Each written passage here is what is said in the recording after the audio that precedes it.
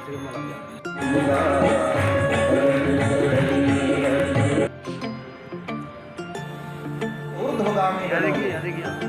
अब दोनों का लालन पालन एक जैसा हुआ, फिर भी गौकर्ण पंडितो ज्ञानी धुंधकारी महाकला।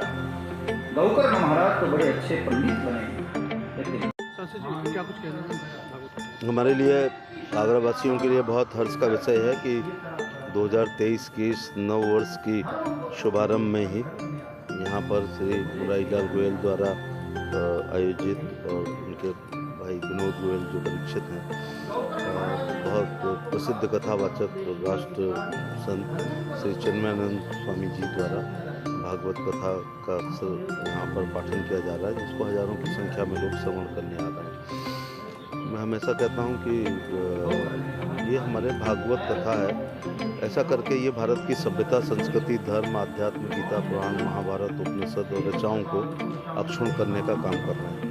ये बहुसंख्यक सनातन धर्मावलंबी देश होने के बावजूद हमारे देश के पाठ्यक्रम में ना 5वीं में, ना 8वीं में, ना हाई स्कूल में, ना इंटर में ये रामायण, महाभारत, गीता, उपनिषद, भागवत हमारे पाठ्यक्रम में नहीं।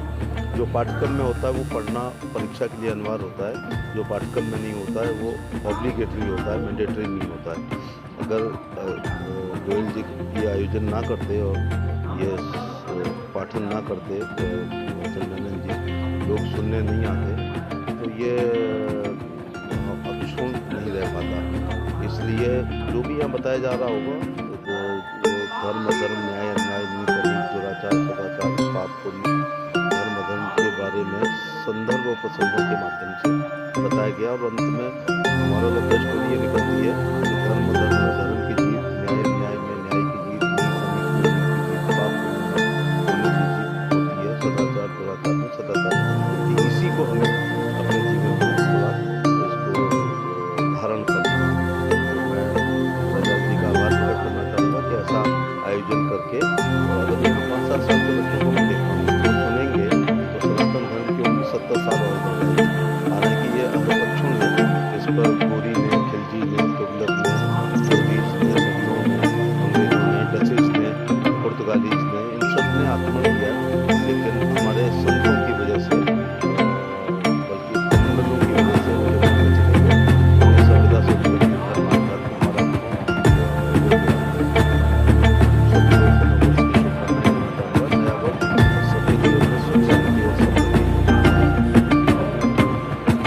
आगरा की पावन धरा पर रोहता में पीएस गार्डन की पावन भूमि पर श्रीमद् भागवत कथा का आज द्वितीय दिवस है, जिसमें राष्ट्रीय संत पूज्य श्री चिन्मयानंद बापू जी के मुखारविंद से ये कथा की अमृतवाणी गंगा बह रही है।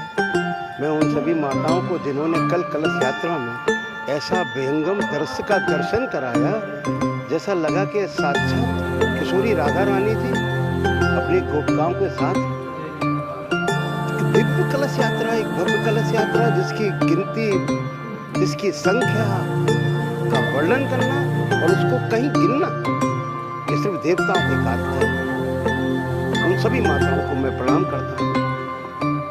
इस दिव्य पंडाल में इतनी शीतलहर के बावजूद भी इतनी धर्म माताएं, इतने धर्म पिता, धर्म प्रेमी इस धर्म की गंगा में डुबकी लगाने के लिए अनंत अनंत हजारों की संख्या में पंडाल में दर्शन दिए हैं और ऐसे भाव विभोर होकर श्रीमद् भागवत कथा का वर्णन कर रहे हैं। और महाराज जी के व्यासपीठ से राष्ट्रीय संत चिन्मयानंद बापू जी की वाणी से ये सुनने को मिल रहा है कानों से कि अपने बच्चों को धन तो दो, लेकिन धर्म दो। बच्चों को जब धर्म मिलेगा, जिनका मार्ग प्रशस्त होगा, आने वाले यूथ और आने वाले बच्चे जो आज की हमारी जनरेशन, जो हमारे देश के धरोहर है, इस देश की संपदा है, बच्चों में एक संस्कार उज्जवल हो, प्रज्वलित हो, इसके लिए ये सनातन धर्म की ये गंगा बह रही है कि वो सभी बच्चे के कानों तक इस कथा का श्रवण हो, जिससे कि सनातन धर्म का ये दीप प्रज्वलित होता रहे और देश के कोने कोने में इसकी गंगा बहती रहे। मैं सभी आगरा के सभी भक्तों से ये विनती करता हूँ कि श्रीमद् भागवत कथा के आज के दिव्य दिवस में आप सभी को बहुत बहुत बधाई। लेकिन कल से सभी आगरा के धर्म प्रेमी श्रीमद् भागवत कथा में आकर दर्शन दें, पुण्य लाभ कमाएं, क्योंकि भागवत कथा के प्रसंग में है कि 5 मिनट की भी भागवत कथा का अगर प्रसंग हो गया तो जाने अनजाने में जितने भी कार्य ऐसे हो गए उन सबसे मुक्ति मिल जाती है।